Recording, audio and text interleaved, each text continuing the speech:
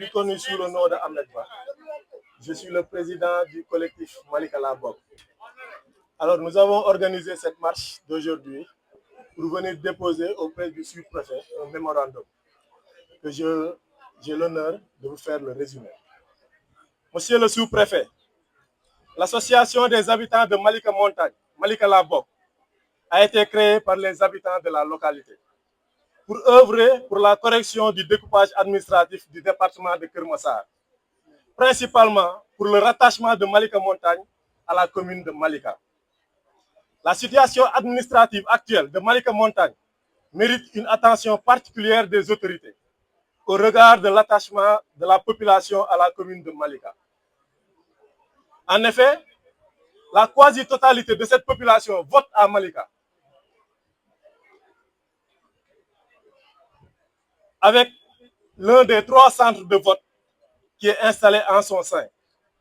Sur les 56 conseils municipaux que compte la commune de Malika,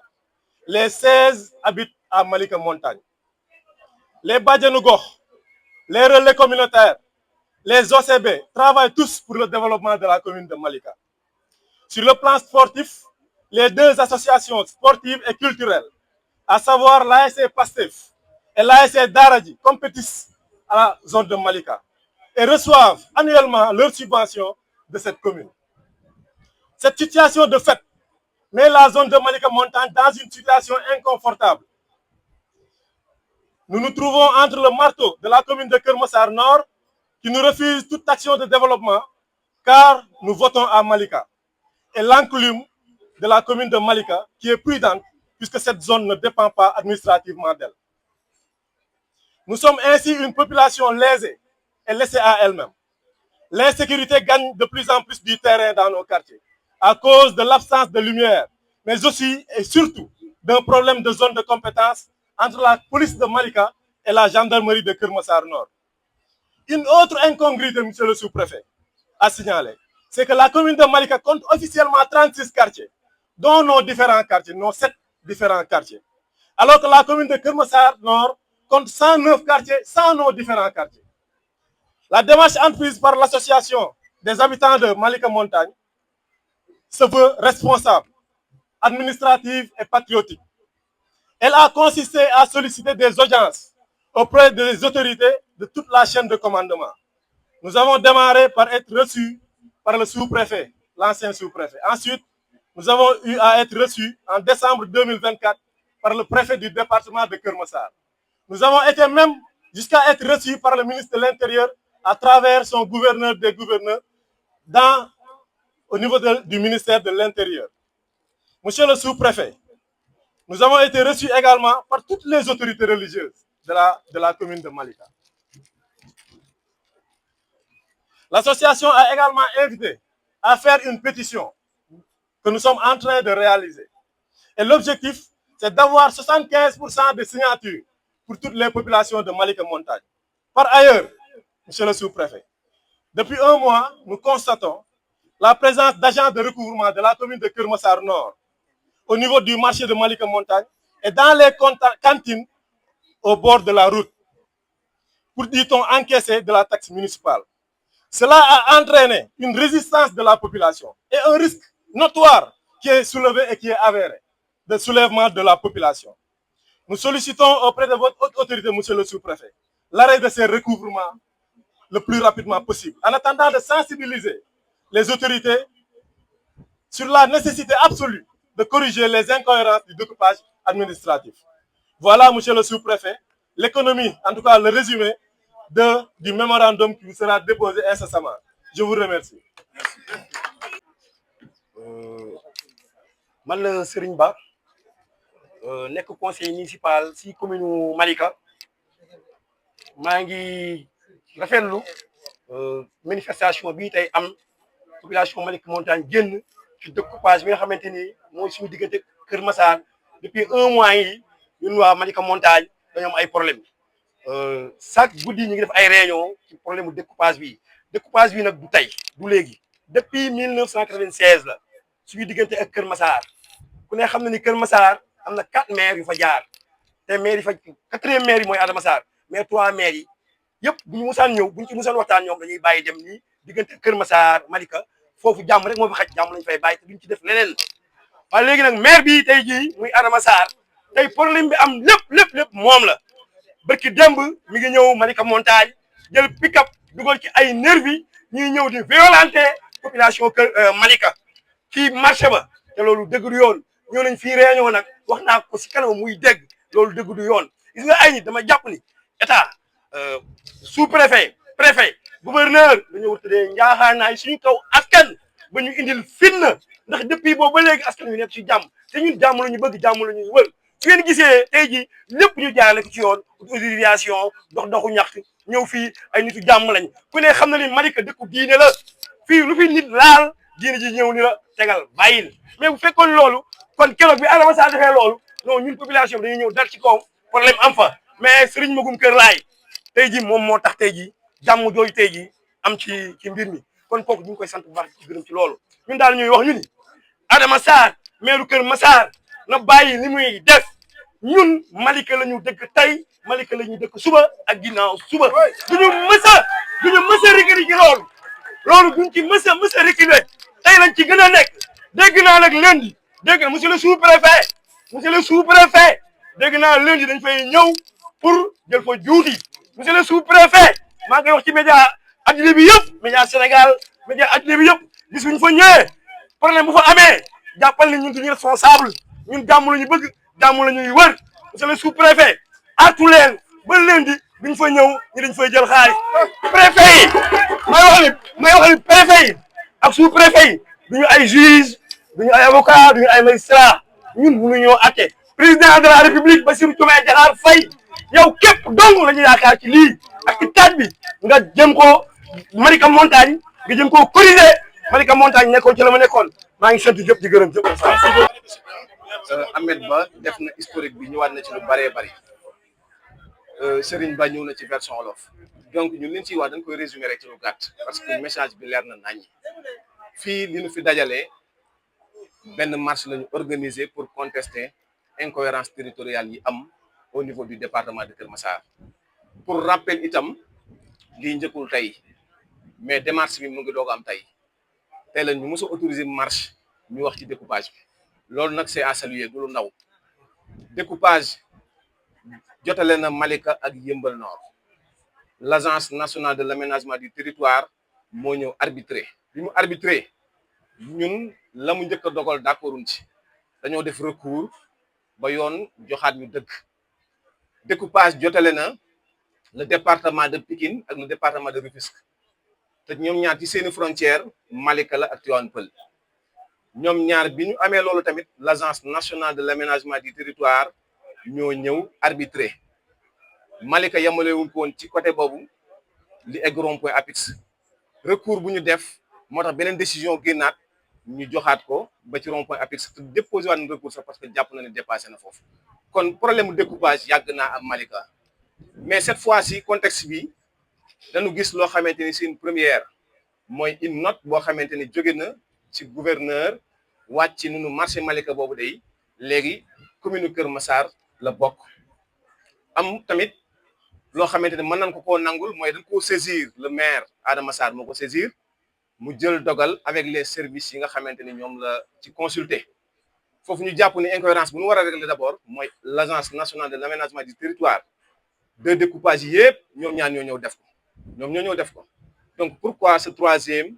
gouverneur di génn note déglu benn parti bi rek déglul beneen bi ñu jàpp ni loolu jaaduwul te du yoon ñun lañu war a def ci administration ni ma ko waxee bind nañ ko waaye lañ koy lay taayale tamit mën nañoo sukkandiku ci ñaar bi si jiit mooy sur le plan légitime monsieur le maire Ahmed Ba wax na ko tey da ngay compter 16 conseillers municipaux yu yeewoo Malika Montagne 12 yi ginnaaw daara ji la nekk nga jël 9 délégués de quartier yoo xamante ni Malika Montagne te bu ñu wax rek délégué de quartier Malika Montagne romb weer wu jot dañ leen di budgétiser lay seen indemnité ñu koy jot te loolu tamit dañu jàpp ni ça a été approuvé par le sous-préfet donc gafaka Malika ñu koy jël di ci jox waa Malika ci lan ci yellool ak la cay seen ak seen yelleef état ni lii day ay la yëwén nangu nañ ko kon noonu laa jàpp ni tamit noonu lañ war a nangoo ni ñii di yeewoo fii ci Malika Montagne marché ba nekk fa leneen ak nekk fa population bi di ci jariñu fekk Malika ñoo ko fa def sur le plan légal muy lu ñu war a consulter yaakaar naa bu dee documentation rek am nañ ko bu ñu jëlee en 2003 danoo def benn délibération xaaj ko ci ñaar xaalis bu fi duggoon benn bi ñu ni poste de santé case de santé bi nekk quartier Ngédiaga fa lañ koy def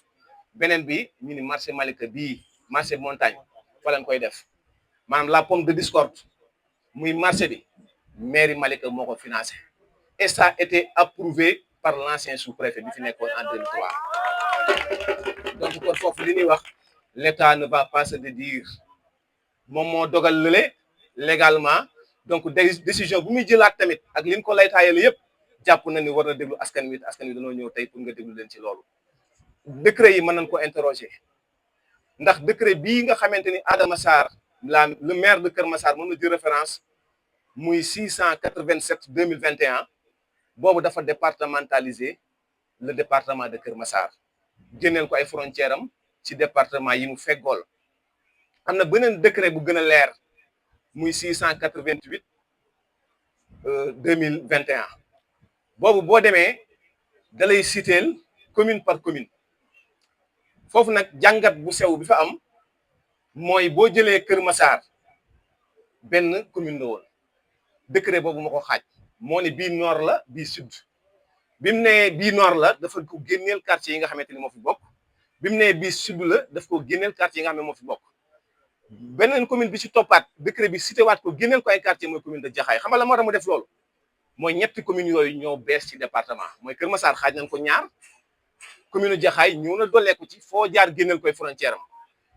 la ngay interrogé wu mooy lan moo tax génnewuñ ci Malika lan moo tax génnewuñ ci Yëmbal Nord lan moo tax génnewuñ ci Yëmbal Sud loi dina juum mais bariwul foofu da ngay dem ca décret ba nga xamante ni moo daggoon commune yooyu lan la ca wax te décret boobu mooy 745 96 boo ci delloo frontière u Malika ak Kër Massar dafa leer naññ frontière u Malika ak Yëmbal dafa leer naññ ndax tamit bu ñu attee ci décret boobu lañ delloo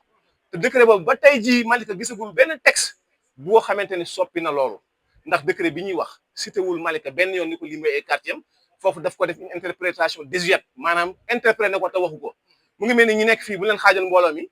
ni benn choix moo am dem géej wala ñibbi ñenn ñi bu ñu jëlee boor bee dem ñeneen ñi si des jëruñu leen tax ñibbi leen parce que ñi dem boor bee ñu leen atte dañu daggee Kër Massar Nord daggee Kër Massar Sud daggee ko Jaxaay tudd ñu Yëmbal Nord tudd ñu Malika tudd ñu Yëmbal Sud looloo la wane ñoom seen frontière ñu ngi koy wax ba tey kon frontière boobu nag monsieur le sous-préfet dañuy sàkku encore une fois benn pepp bañ cee jóge parce que tamit c'est une question de souveraineté moo tax nga gis tey ñëpp amul parti politique amul daraja amul dara population gën ngir nga déglu leen loolu tamit vraiment ci li ñuy jeexale noonu ñu ngi ciy gërëm nag encore une fois parce que mënoon na la see bañ a fekk mënoon na ñëw jébbal mémorandum bi rek nga dem mënoon na noo def leneen ak leneen nga ne du ci dal mais da nga ñu may it oreille attentive déglu ñu ñëw joxe suñu message ci responsabilité Malika googu nag loolu rek Malika gi loolu rek la leen di woo mooy ci jàmm ci ak dal askan wi ñu déglu leen may leen nopp te l'occasion est là parce que tamit ci acte 4 lañ jëm te dafa envisager régler incohérence yooyu ñu ngi la ciy woo ngir remonter ce qu'il faut te xam na ne di nga ko def waaye président de la république premier ministre le gouvernement l'Assemblée nationale ñoom ñëpp ñu ngi si woo vraiment ñu régler incohérence bii fi am une bonne fois pour tout askan wi mën a nekk si jàmm ñëpp mën a nekk si jàmm ñu ngi sant ñëpp di gërëm ñëpp asalaamaaleykum.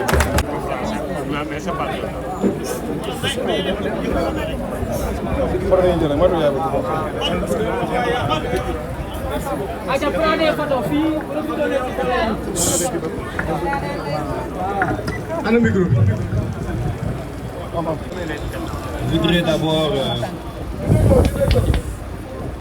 après vous avoir salué justement la façon dont cette marche pacifique s'est tenue aujourd'hui. Je voudrais également vous féliciter pour cette démarche citoyenne et vous dire que j'ai bien reçu votre mémorandum. Je ne ferai pas de commentaires là-dessus. Cependant, je puis vous assurer qu'il fera l'objet d'une transmission diligente aux autorités de ce pays. Merci. Je vous remercie. Ci wolof gannaaw bi ñu leen nuyoo ñu ngi rafetlu nii nga xamante ne bii noonu ngeen organiser doxu ñaxtu pacifique ba egsi fii ci sous-préfecture bu Malika. di wax ne jot nañu lii nga xamante ne bii jébbal ngeen ñu ko muy mémorandum bi ngeen bind pour autorité administrative.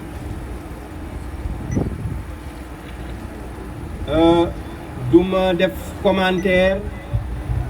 ci liñ fi jot a wax ma leen di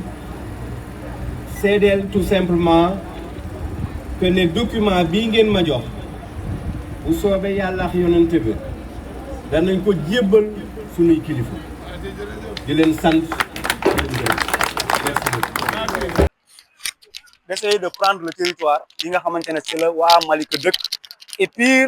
fi nga xamante ne Malika fa la doon jëlee ay recettes fiscales am ci lu bëri population yooyu ñu bëgg leen a yóbbu ci communes yi nga xamante ne ñoom lañ dendal muy Kër Massar Nord ak Yeumbeul Nord. bi nga xamante ne nag moo gën a nekk actualité mooy li nga xamante ne moom le maire de Kër Massar Nord en l'occurrence Adama Sarr nekk di def ci les populations de Malika montagne yi nga xam dañ leen jël affecté leen ci commune u Kër Massar Nord. loolu nag mooy loo xamante ne même bu légalement c'est illégitime parce que dañuy wax naan la loi est rendue au nom du peuple seul le peuple est souverain donc peuple yi lépp loo xam ne da nga koy def boo ko bëggee lay taal il faut que mu am li nga xamante ne moom mooy seen bon vouloir. tey boo defee pétition plus de 80% de la population yi nga xam ñoom ñoo yeewoo dans ces zones là dañoo bëgg ñoom rester des Malikois authentiques parce que sociologiquement sur le plan social sur le plan historique ñoom dañoo bokk Malika. lépp loo xamante ne infrastructure la te nekk foofu noonu Malika moo ko defar délégués yi fa nekk ils sont rémunérés par la commune de Malika les AIC yi fa nekk ñoom seen subvention commune de Malika moo leen koy yor école bi fa nekk sax ak marché bi nga xamante ne moom la tey maire Kër Massar bi xëccoo commune Malika moo ko defar population yi fa nekk seen lépp Malika lañ ko def fa la ñuy yóbbu seen i néew lépp lu ñu am Malika lañ koy def kon jàpp naa ne population yooyu soo jël une décision il ne faut pas mu nekk une décision qui va à leur encontre loolu nag moom un état